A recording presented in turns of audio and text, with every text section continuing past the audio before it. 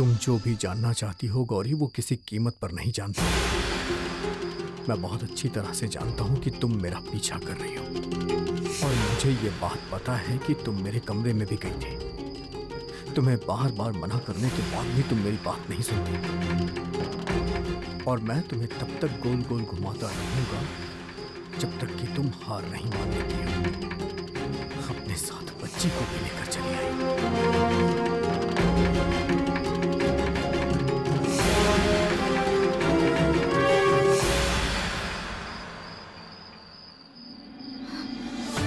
चलते चलते सांस फूलने लगी। लेकिन डॉक्टर साहब इतनी देर रात कहाँ पर जा रहे हैं, और आखिर जा ही क्यों रहे हैं? अच्छा, आज वो जिससे बात कर रहे थे उसी से मिलने?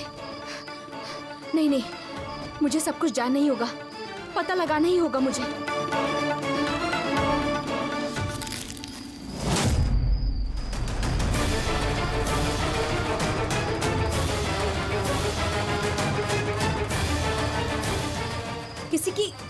किसी की आवाज आई ना यहाँ पर?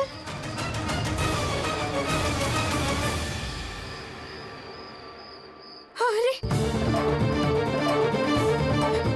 ये क्या, डॉक्टर साहब कहाँ चले गए?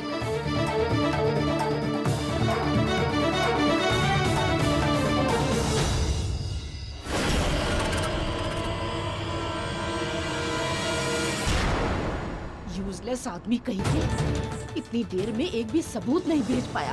उफ, इस आदमी का मैं क्या करूं? मुझसे और इंतजार नहीं हो रहा। मेरे लिए धैर्य रखना मुमकिन नहीं हो रहा। मुक्ता, बच्चा कहाँ गया? नहीं जानती ऐसा क्यों कह रही हो? तुम्हारे पास ही तो सो रहा था ना? हाँ दादी, वो बच्ची मेरे पास ही सो रही थी, लेकिन मेरी आंख लग गई तो मुझे नींद आ गई थी और मुझे कुछ समझ नहीं आया। उसके बाद मैंने देखा बच्चा वहाँ पर नहीं है। मेरा यकीन करिए। क्या कह रही है?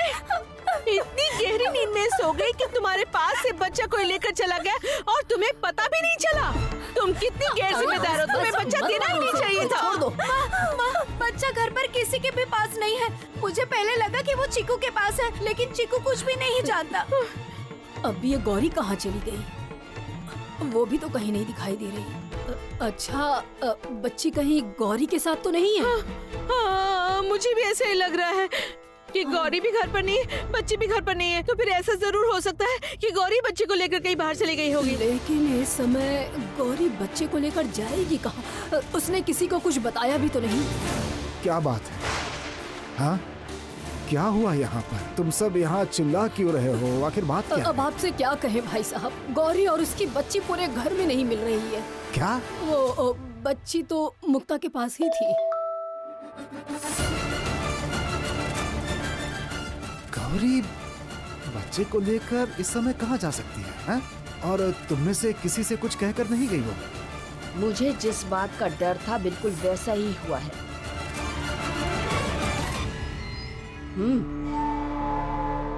गौरी भाग गई। हाँ, गौरी इस घर से भाग गई है। मैंने तो पहले ही कहा था, गौरी का मन अब इस घर में नहीं लग रहा है। आपको समझ ही नहीं आ रहा था। गौरी इस घर से पता नहीं कहाँ भाग गई है। तुम कहना क्या चाहती हो? तुम्हारे पास कोई सबूत है या बस अनुमान ही लगा रही हो? सबूत तो है ना मेरे पास, बेशक सबूत है। ये देखो, देखिए, देख लिया ना? तुम लोग सब लोग देखो, देखो देखो तुम्हारी लाडली क्या कर रही है यहाँ। देखो, कहते हैं कि भागी नहीं है। अरे चलो, कहीं नहीं भागी तो इतनी देर रात क्या कर रही है बाहर? वो भाग ही गई है, ऐसा हम क्यों मान कर बैठे? हाँ चलो माँ, बिना कारण गौरी घर से क्यों भागेगी ये मैं नहीं समझ पा रही हूँ। इस घर में उसे कौन सी असुविधा है कि वो भाग जाएगी? बिल्कुल ठीक कह रही हो माधुरी। बेवजह कोई इंसान भला घर से क्यों भागने लगेगा? वजह है, इसीलिए तो वो घर से भागी है। और फिर गौरी यहाँ से अकेली तो नहीं भागी है ना? मृत्युंजय बाबा भी इस घर से भाग गए। क्या? हाँ, बड़े चाचा जी, वो आदमी घर पर नहीं है। समझ में आ रहा है, वो दोनों एक साथ भागे हैं और गौरी अपने साथ अपनी बच्ची को लेके गई है। क्या हुआ? अब सब चुपचाप क्यों खड़े हैं? अब तो उम्मीद करती हूँ कि समझ में आ गया होगा, जो मैंने कहा है वो सब सच था, सब साफ हो चुका है अब।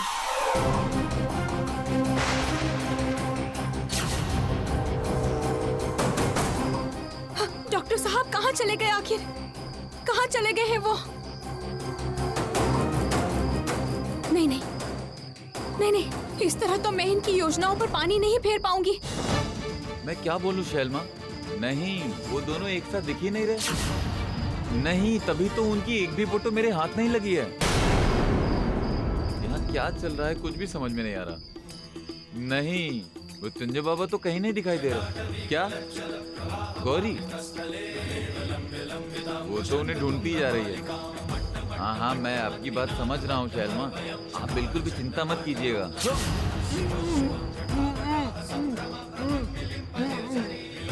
किसी की कुछ बोलने की आवाज आई है ना? हाँ, तो किसी के बोलने की ही आवाज थी, लेकिन कोई तो यहाँ दिखाई नहीं दे रहा है।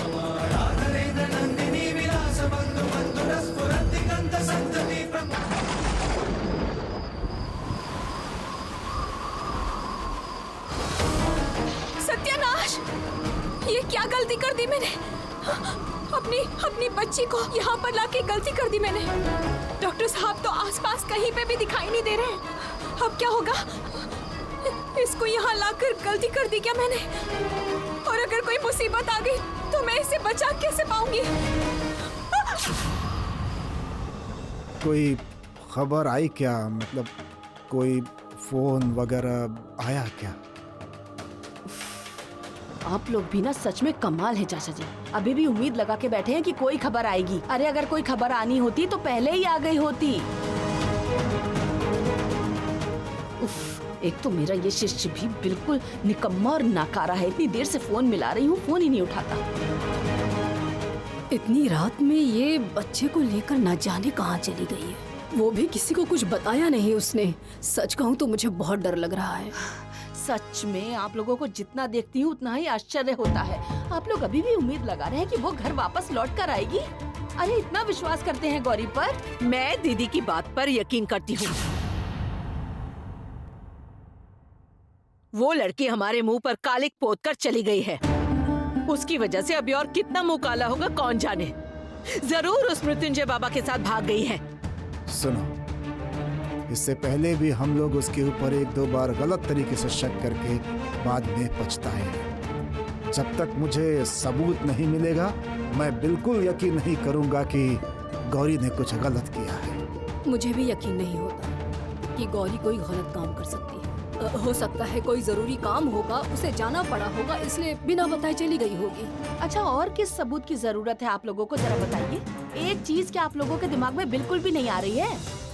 कोई भी माँ ऐसे आंधी तूफान के बीच अपने दूध मुहे बच्चे को लेकर कभी घर से बाहर जा सकती है? ऐसी क्या वजह थी आप लोग बता सकते हैं? ऐसा क्या हो गया था कि अपने बच्चे के बारे में भी नहीं सोचा? असल में मैं जानती हूँ कि क्या हुआ है। कुछ भी नहीं, मृत्युंजय बाबा के साथ भागना जो था, बस उसी उत्तेजना में वशीभूत होकर पागल हो गई है। एक छोटे से बच्चे को कोई परेशानी हो सकती है ये बात दिमाग में भी नहीं आई उसके। पागल हो गई है वो। शैलमा, देव अभी गौरी को ढूंढने निकला है और मुझे यकीन है कि वो गौरी को जरूर ढूंढ कर ले आएंगे। मुझे तो ऐसा नहीं लगता आनंदी। और अगर ढूंढ भी निकाले, हमें उससे क्या फायदा होगा? बोलो, क्या फायदा होगा बताओ श्रीमती? इतनी देर में तो गौरी ने हमारे परिवार का मान सम्मान सब कुछ मिट्टी में मिला दिया होगा ना।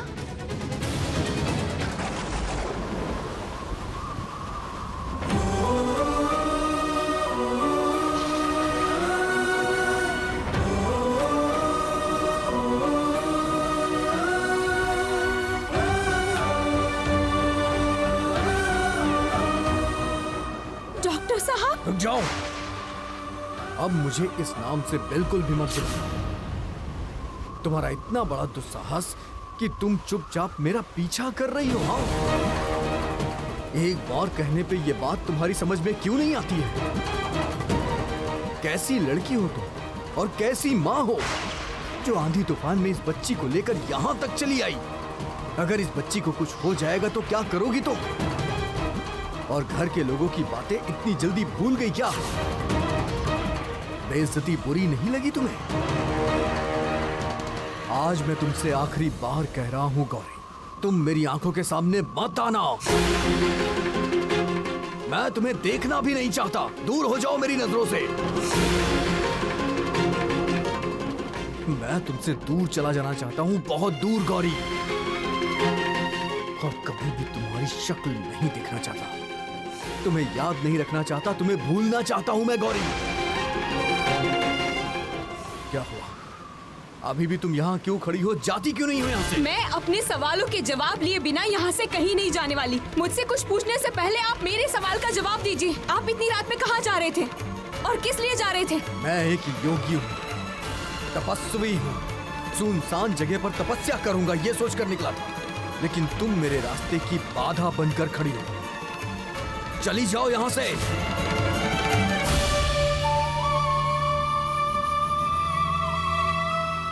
मैं ही आखिरकार ये देखकर ही यहाँ से जाऊंगी।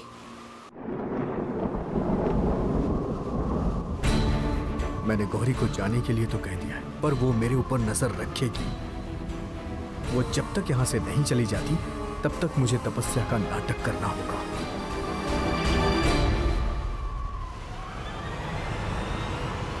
मैं जानती हूँ कि आप यहाँ पर कोई तपस्या करने के लिए नहीं आए थे। आप यहाँ आए हो मुझे खुद से दूर करने के लिए। आप ये जो सब कर रहे हैं ये बिल्कुल भी ठीक नहीं कर रहे हैं डॉक्टर साहब। और कितने दिन अपनी पहचान छिपाकर इस तरह मुझसे दूर रहेंगे आप? खुद की संतान को भी आप इस तरह अस्वीकार करेंगे? तुम्हें जो मैं समझाने की कोशिश कर रहा हूँ उसे समझो। तुम भूल रही हो, मैं एक सन्यासी हूँ। इतनी रात में एक पुरुष के पास आना तुम्हारे लिए बिल्कुल भी ठीक नहीं है गौरी। आप जो कह रहे हैं सोच समझ के तो बोल रहे हैं ना? ठीक है, आज के बाद कभी भी आप मुझे और मेरी बेटी को नहीं देख पाएंगे। जब दूर ही कर दिया है तो अब कभी लौट कर नहीं आऊंगी मैं।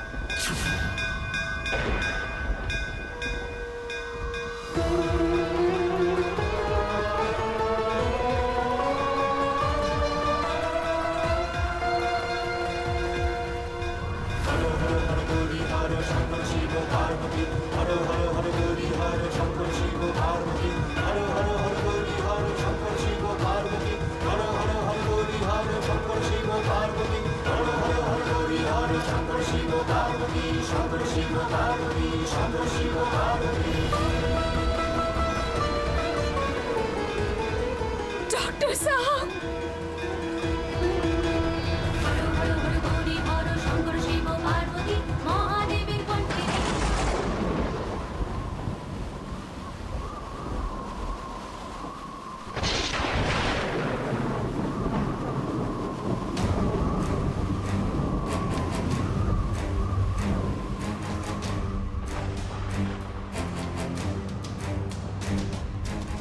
तुम क्या चाहती हो?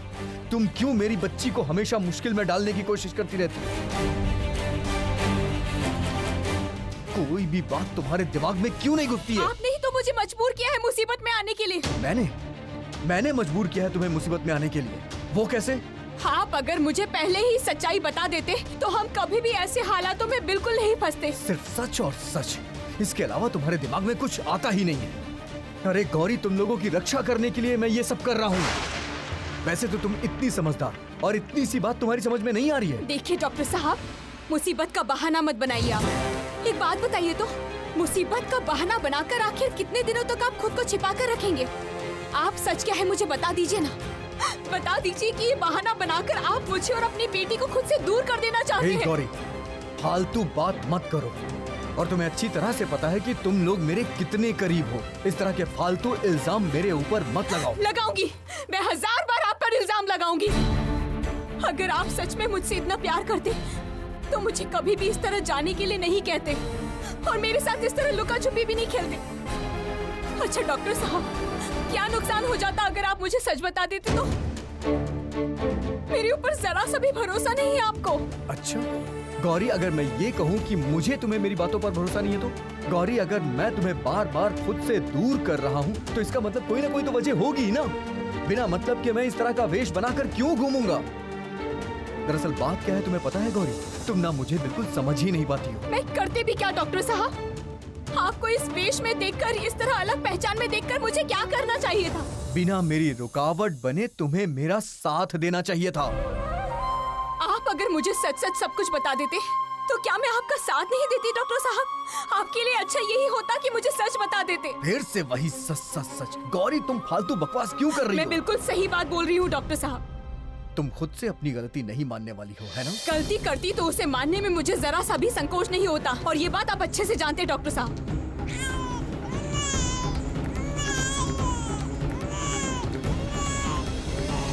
नहीं नहीं, यहीं पर हूँ मैं बेटा, यहीं पर। रो मत, रो मत, यहीं पर हूँ मैं, कोई बात नहीं। हाँ, पापा और झगड़ा नहीं करेंगे बेटा, रो मत, रो मत। नहीं, नहीं। क्या कहा? मैं झगड़ा कर रहा हूँ? फालतू की जिद तुम कर रही हो। गलती की हो, काम में बाधा डाल रही हो और मेरी बात भी नहीं मान रही हो। मैंने कोई गलती नहीं की। गलती आपने की है। झगड़ने के बजाय अपनी गलती स्वीकार कर लीजिए।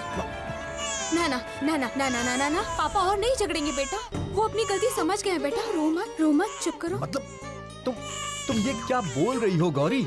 मेरी क्या गलती है? मैं क्या स्वीकार करूं? नहीं बेटा, मैंने कोई गलती नहीं की। तुम्हारी माँ ने गलती की है, इसी वजह से हम दोनों में झगड़ा हो रहा है।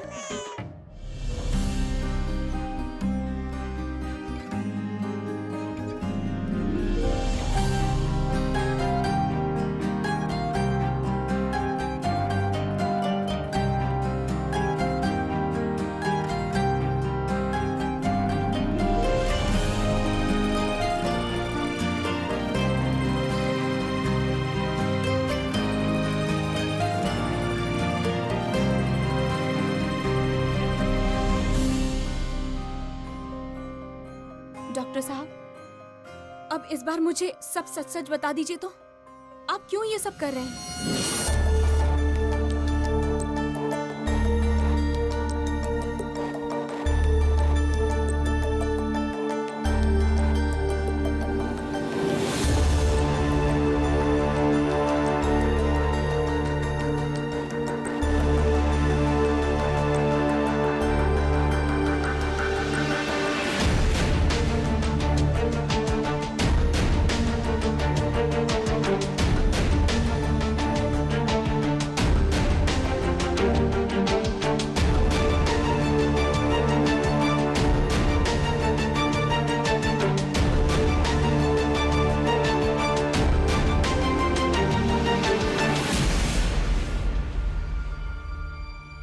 ये सब क्या है डॉक्टर साहब?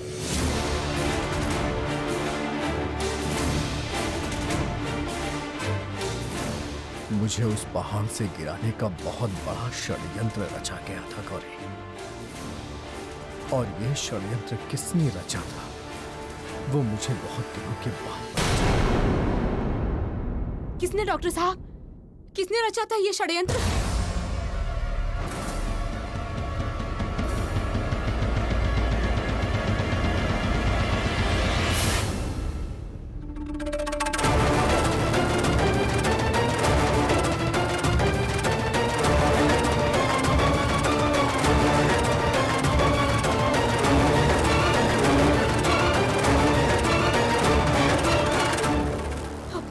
भतीजे को मार डालना चाहती थी शैलोमा।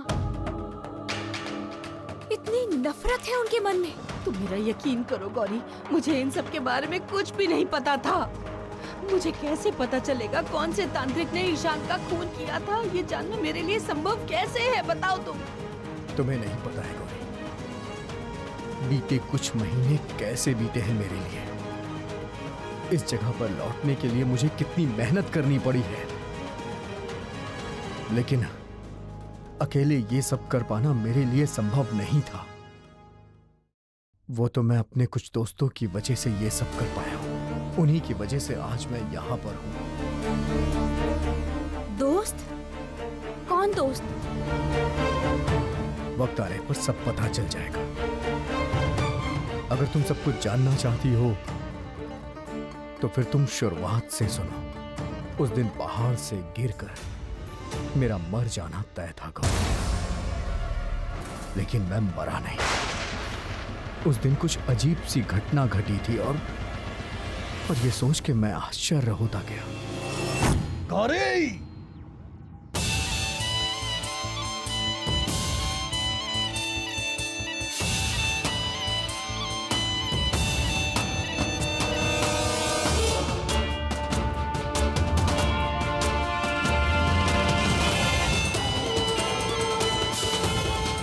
कुछ प्रजातियां बहुत ज्यादा जहरीली हैं। एक बार डसता तो मैं मर ही जाता, लेकिन एक सांप को पकड़कर इतनी देर तक लटकना, सच में गौरी, ये बात मुझे समझ में ही नहीं आई। उसके बाद उस सांप से मैं कितनी देर तक लटका रहा मुझे नहीं पता, और उसके बाद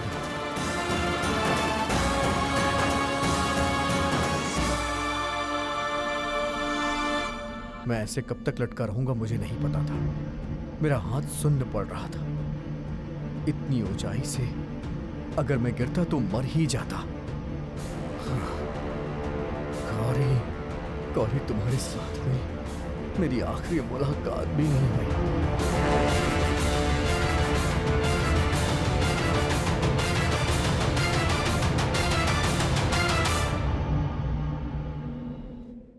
और तभी अचानक वो बैल पता नहीं कहां से आ गया और मैं पत्थर पर ना गिरकर उसकी पीठ पर गिरा।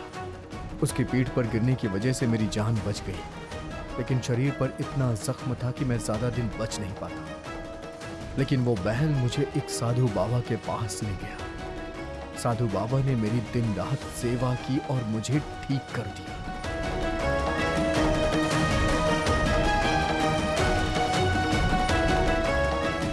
महादेव की कृपा है तुम पे। इतनी ऊंचाई से गिरने के बाद भी तुम पूरी तरह ठीक हो। मौत को भी तुमने मात दे दी है। तुम मृत्युंजय हो, तुम महादेव का रूप हो। उन साधु बाबा ने ही आपका नाम रखा था मृत्युंजय। कितनी आश्चर्यजनक घटना है ये तो बिल्कुल सपनों के जैसा है। महादेव की इतनी कृपा है, ये मैं अब समझ पा रही हूँ। मेरी आत्मा धन्यवाद करना चाह रही है उन्हें। आप जो ये स्वस्थ और सुरक्षित मेरे सामने खड़े हुए हैं, ये कोई साधारण घटना नहीं है, ये ईश्वर की कृपा है। ईश्वर का प्रतिबिंब जो होगा इस पानी में, उसी की छवि दिखाई देगी। डॉक्टर साहब, ईश्वर का अंश है।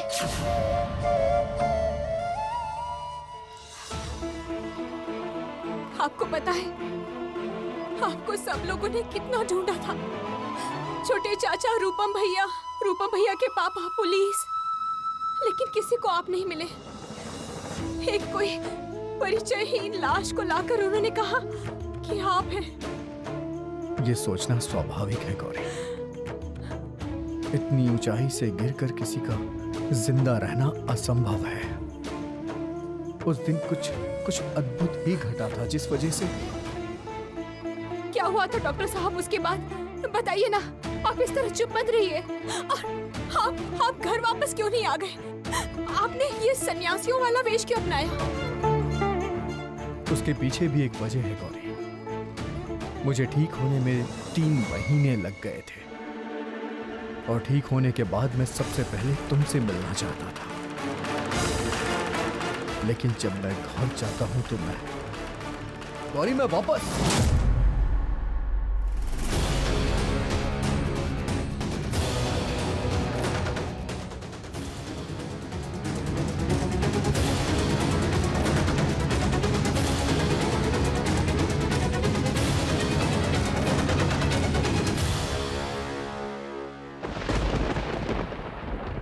उस खूनी को पहचानने में मुझे जरा भी वक्त नहीं लगा गौरी।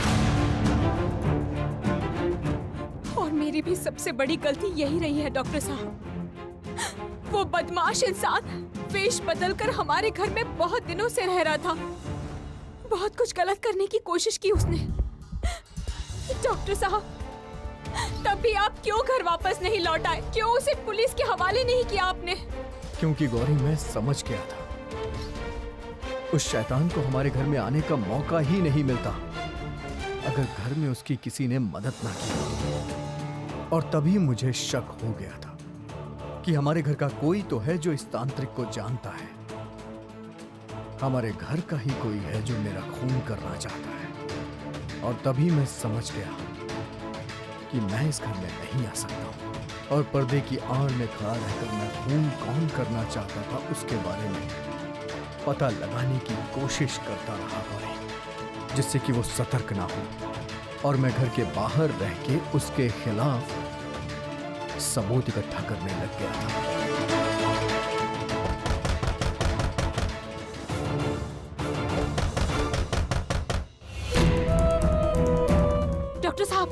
डॉक्टर साहब, जरूर शैलमा के आदमी हमें ढूंढते हुए यहाँ आए होंगे। आप दरवाजा मत खोलिएगा। शैलमा के लोगों को इस घर का पता कैसे चलेगा गौरी?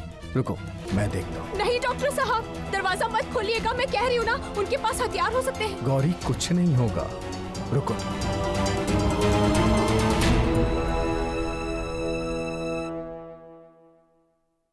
आइए।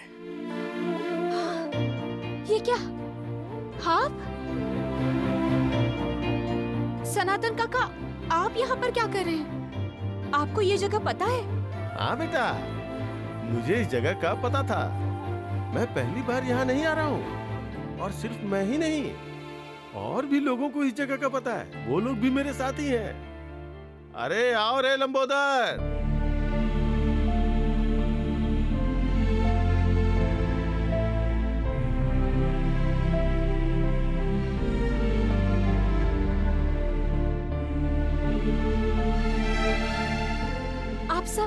आप सब लोग यहाँ पर? मुझे तो कुछ भी समझ नहीं आ रहा है। गौरी, थोड़ी देर पहले मैंने भरोसेमंद दोस्त की बात की थी ना, ये लोग वही भरोसेमंद दोस्त हैं मेरे। हम सभी ने मृत्युंजय बाबा को बनाया था। उसके बाद हम सबने मेहनत करके सारे सबूत इकट्ठा किए। पता है गौरी, डॉक्टर साहब हमेशा तुम्हें लेकर चिंता में रहते थे। इसीलिए हम सबने तुम्हारा ध्यान रखने की पूरी कोशिश की। और ये दोनों हमेशा तुम्हारे पीछे लगे रहते थे, तुम्हारा ध्यान रखने के लिए। तुम समझ ही नहीं पाई।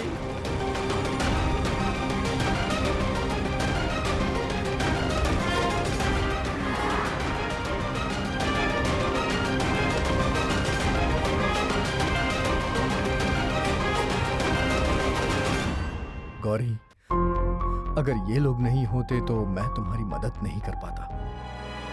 ये लोग हमेशा हमारे घर पर और तुम पर नजर रखते थे। इसीलिए मुझे पता चल गया था कि उस तांत्रिक ने चीकू को अगवा कर लिया है। अरे घर में कोई चिंता नहीं करेगा, वो सामने ही है, सामने। अभी जाएंगे और आ जाएंगे। चलो चलो चलो। हेलो। और उसके बाद सही वक्त पर मैंने पहुंचकर उसे सबक सिखा दिया।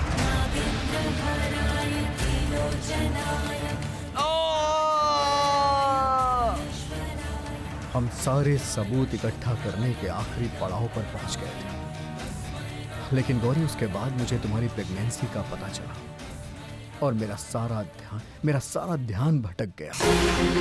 उसके बाद मैं अपनी प्लानिंग पर ध्यान ही नहीं दे पा रहा था। मैंने तो बार बार डॉक्टर साहब को कहा था, जैसे इतने दिनों तक इंतजार किया, वैसे ही कुछ और दिन इंतजार कर लीजिए। जिसका इतना इंतजार कर रहे थे ना, वो आज खुद हम सभी के साथ यहाँ है। आप ये बात मुझे पहले नहीं बता सकते थे?